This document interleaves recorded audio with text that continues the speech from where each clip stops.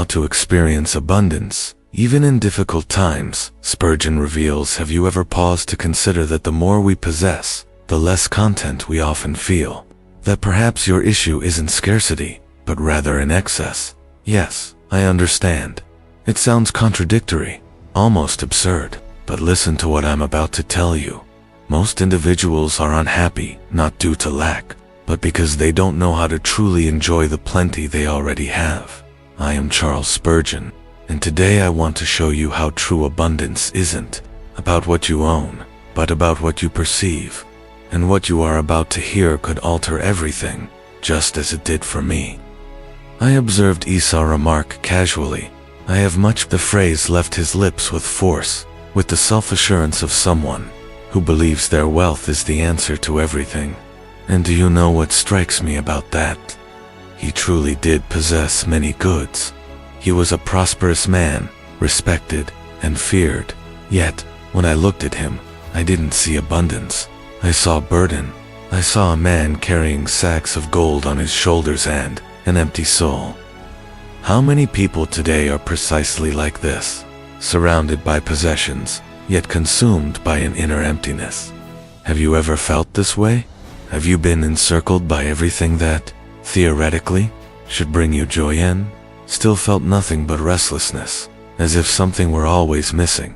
This is the tragedy of false abundance, the appearance of plenty that masks a profound spiritual scarcity. It's like a banquet in a painting, beautiful to behold, but incapable of providing nourishment. And the most perilous aspect is that this illusion prevents us from seeking what truly matters, because the heart is already full, of wind.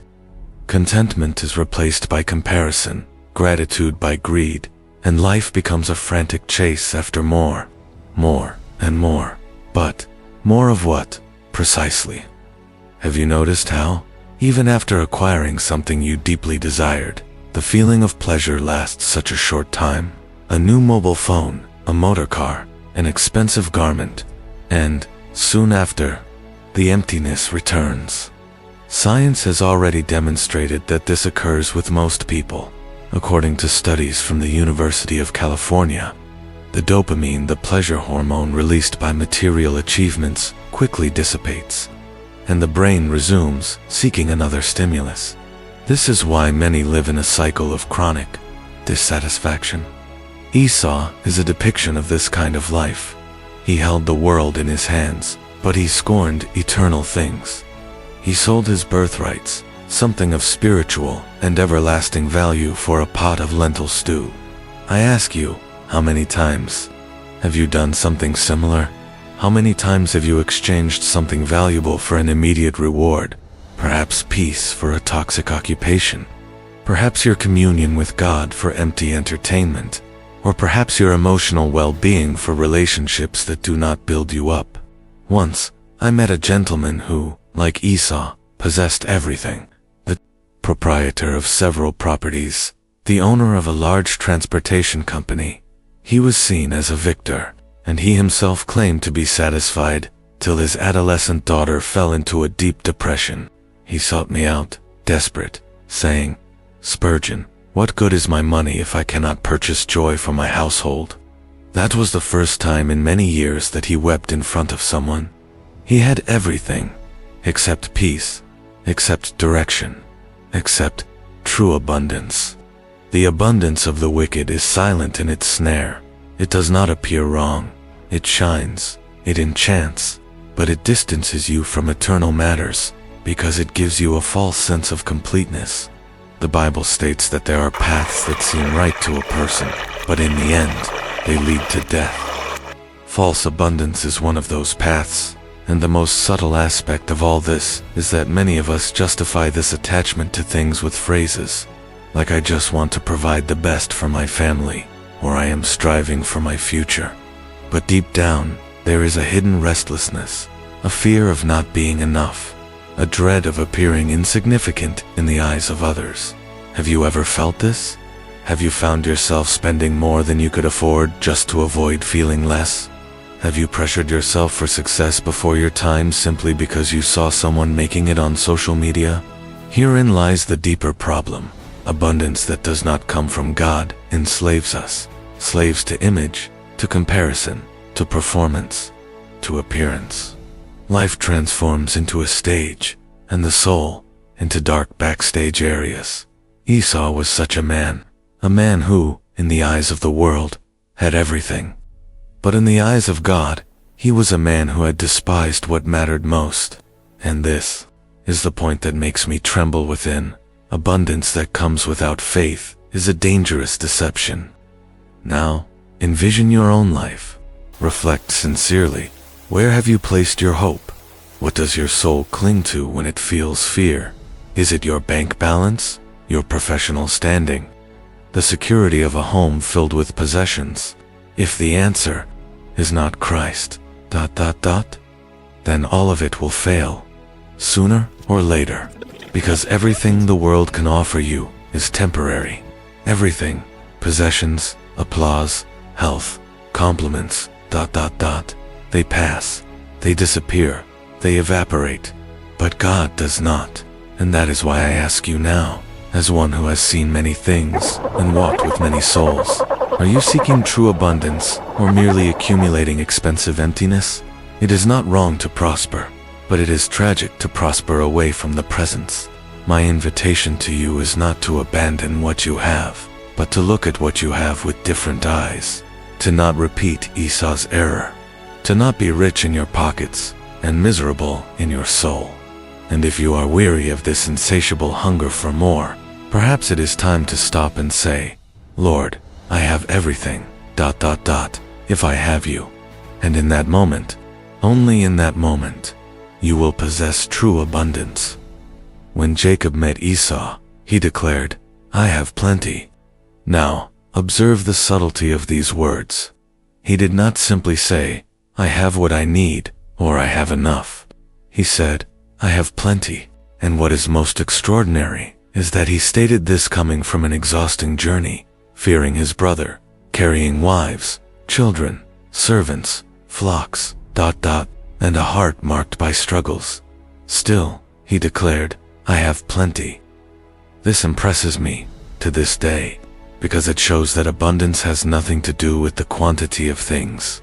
It has to do with the way you perceive everything God gives you. While Esau looked at his possessions and saw much, Jacob looked at his life and saw complete. The former counted his possessions, the latter recognized providence. And I wonder, how many times have you felt incomplete even when you had a great deal?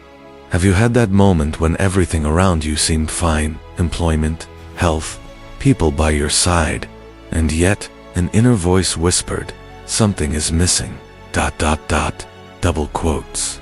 That voice is the absence of Christ trying to be heard amidst the clamor of your achievements.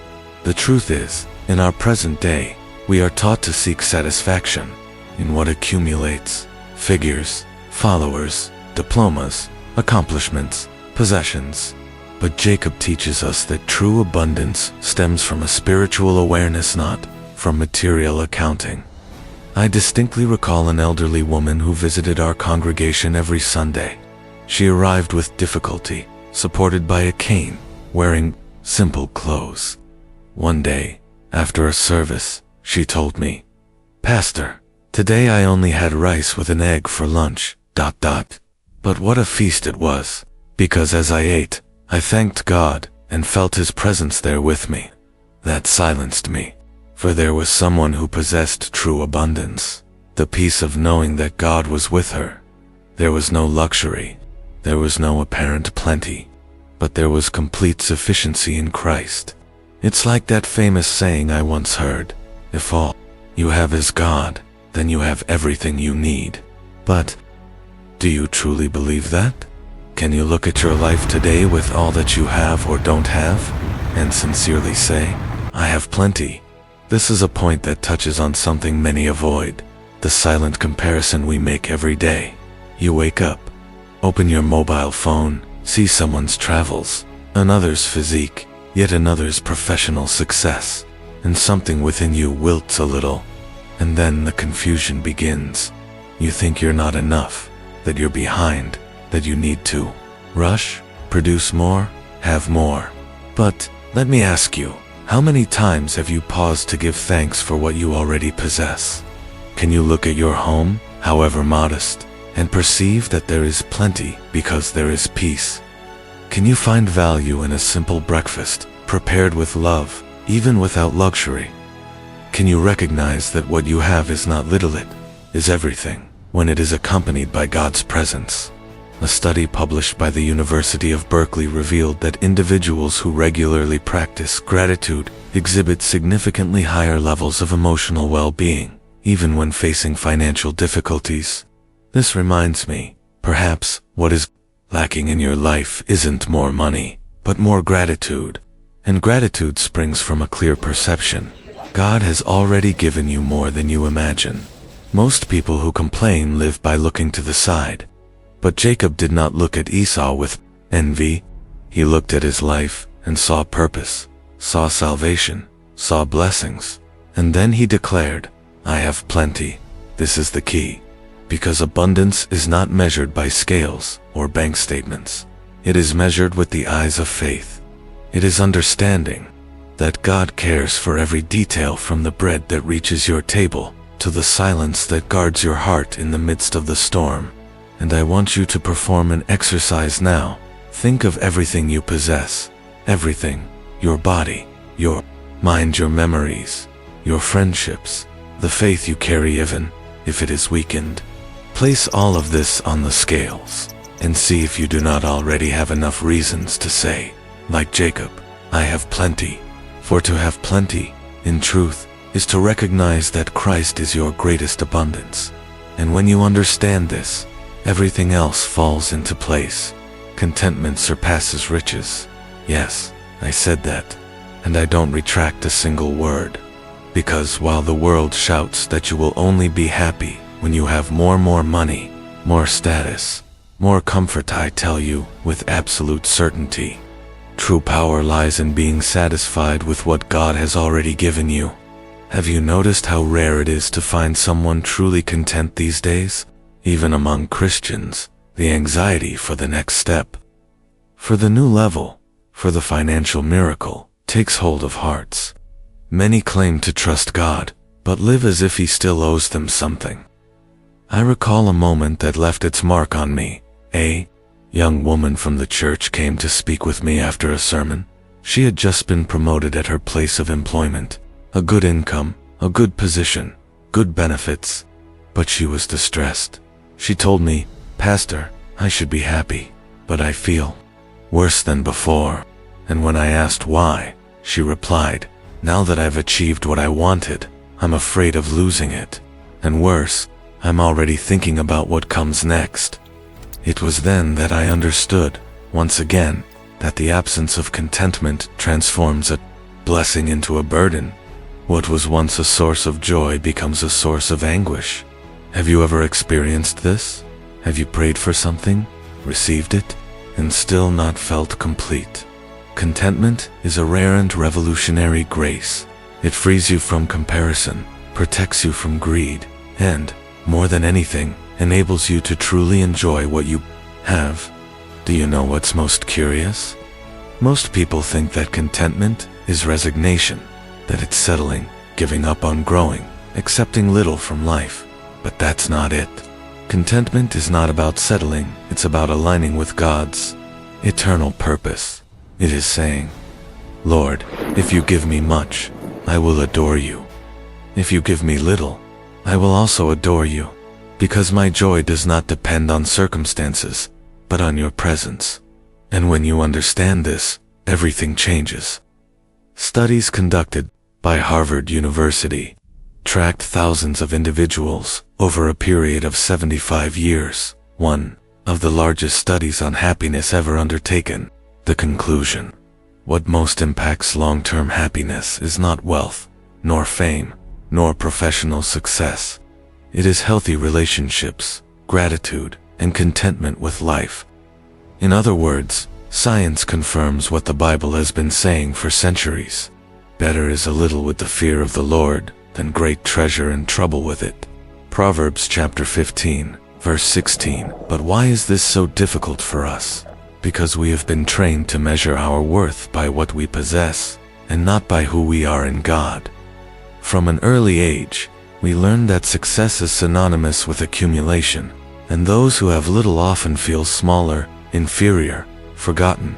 But I ask you, what is better, to have a great deal and not be able to sleep at night, or to have little and live in peace with your soul? Do you know the story of Robin Williams, one of the greatest comedians and actors who ever lived? A multi-millionaire, loved worldwide, possessing a rare talent, and yet, he took his own life in the year 2014. How is this possible? Because wealth without contentment does not sustain the soul. Fame without purpose does not heal emptiness. Talent without peace saves no one from inner anguish. The lack of contentment steals life's beauty. It's like pouring vinegar over sweet wine. A single drop of dissatisfaction can sour everything you have achieved. I recall with emotion the case of a brother in the church, a simple old man who every morning would say, "Today, the sky smiled at me again." He lived with little, resided in a small room, but his soul was vast, open, serene. He possessed something that many billionaires would give anything to have: inner peace. And it was not a peace that came from denying reality, but from contentment with it. Have you ever tried to give thanks for what you do not possess? Have you ever said to God, "Thank you for not giving me what I thought I needed"? Sometimes, what you call a delay is a deliverance. What you perceive as little is protection. What you do not understand now, God is using to teach you to trust, to depend, to mature. Contentment is, in essence, the victory against murmur, the open door to true joy. But be aware, this does not mean you should stop dreaming or working diligently. It means your dreams cannot take the place of God. It means your expectation must be in Him, and not in the results. Today, I challenge you to live 7 days of intentional contentment, 7 days without complaining, 7 days giving thanks, even for what went wrong. 7 days seeing abundance, even where the world sees only scarcity. You will be surprised by how rich you already rue, just hadn't realized it yet. Because, when contentment enters, comparison departs, anxiety loses its power, and life finally finds balance. And it is then that you realize contentment is not the end of the journey, it is the beginning of a full life. When I stated that it is pleasant to have something left over for the poor, it was not merely a rhetorical flourish or a romantic notion. It was a profound conviction, something I have carried with me since I understood the true meaning of abundance. Because true abundance is not merely having enough for oneself, it is having enough to bless others. Nowadays, the world revolves around accumulation. The message is clear: acquire, keep, protect what is yours. And in a way, this makes sense after all. We desire stability, security, a peaceful future. But the problem begins when everything we receive is hoarded, not shared. Have you ever paused to consider that God may be giving you more than you need? Not because you deserve more, but because someone around you needs less. I recall vividly a night when, at the end of the service, a sister approached me.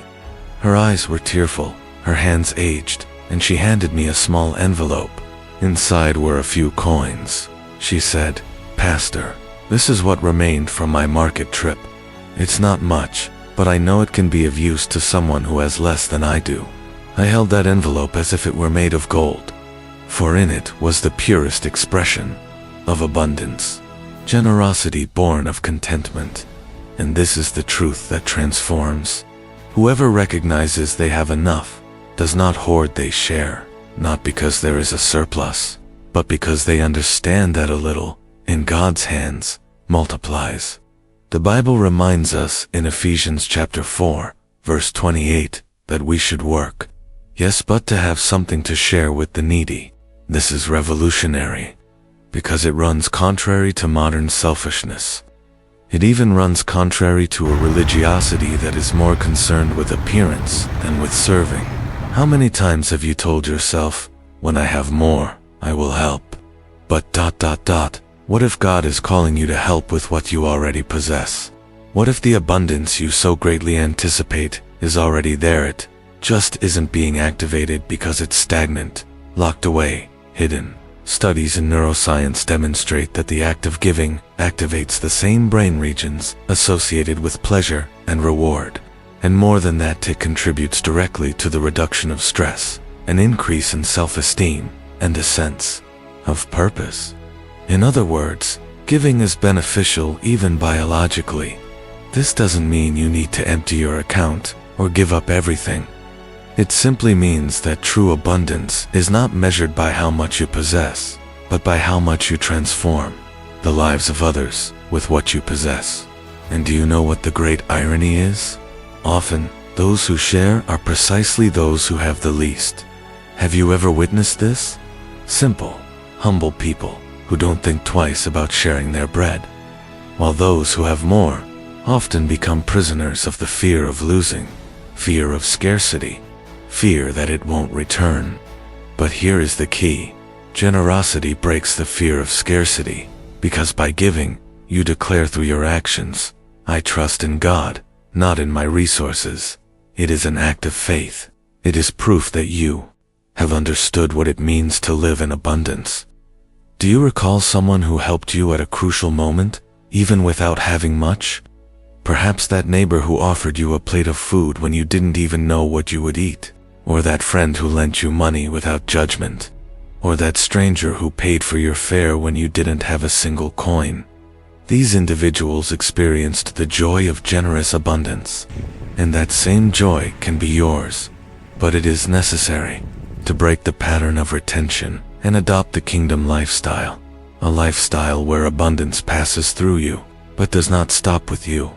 It is no coincidence that Jesus praised the widow who gave 2 small coins because she gave everything she had, and did so with a full heart. She did not wait for a surplus. She gave because she understood. Abundance is recognizing that when we have God, we already have more than enough. And the question that remains is, what do you have with you today that can be a seed in someone's life? Perhaps it is time. Perhaps it is a talent. Perhaps it is a financial resource. Perhaps it is a gesture. But one thing is certain. When you begin to live with this consciousness of generous abundance, your life changes, and so does the lives of those around you. Do not wait for a surplus to bless, and watch God create a surplus. This is the secret that many millionaires never understood, and that a simple widow grasped with 2 coins. And perhaps this is what God is trying to show you now. You already possess enough to begin transforming the world around you. If there is one thing you should take with you, after all we've discussed, it is this. Abundance isn't about what you possess. It's about how you perceive what you possess. It's when your heart finds peace, even if your finances are tight. It's when you can truly say, I have everything. Not because you've conquered the world, but because you know God is with you, and that is enough. If this truth has already begun to shift your perspective, then you are ready to ascend another step. The next video appearing on your display will assist you in growing even further on this journey. It will lead you to a new level of understanding and practice so that you may be, at the very least, 1% better than you are today. Thank you very much for joining me thus far. I anticipate seeing you in the subsequent video.